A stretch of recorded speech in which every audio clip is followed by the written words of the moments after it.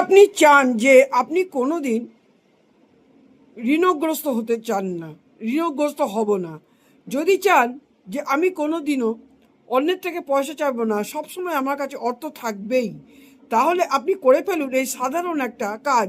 একটা দিনই করতে হবে। কি করবেন?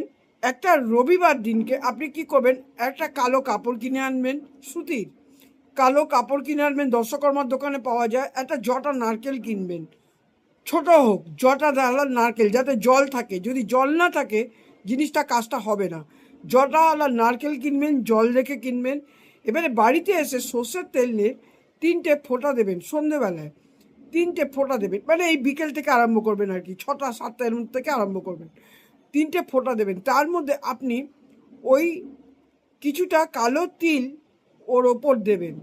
দেওয়ার পরে আপনি কালো কাপড়ের মধ্যে রেখে ওটা আপনি ভৈরব বাবার নাম আপনার ঘরে বসে 11 বার নিন, 21 বার নিন, জয় ভৈরব বাবা, যেমন ওম নমঃ শিবায় বলি বা ওম ভৈরব বাবায় নমঃ, এরমভাবে মন্ত্রটা বলুন। এর আলাদা মন্ত্র আছে, এর কঠিন মন্ত্র করতে হবে না, সাধারণ মন্ত্রই বলুন। ভৈরব বাবা তাতেই সন্তুষ্ট হবেন। বলে আপনি ওটা মন্দিরে নিয়ে যাবেন। মন্দিরে নিয়ে গিয়ে পুরোহিতকে দিয়ে ওটা ভৈরব বাবার মন্দিরে আপনাকে রেখে আসতেই হবে। আর জিলিপি বা আমিত্তি যেটা হয়, জিলিপি দিলে বেশি ভালো হয়, জিলিপির ভোগ লাগাবেন। আর আসার সময় যদি আপনি কুকুরকে অবশ্যই খাওয়াবেন, যা পারবেন খাওয়াবেন।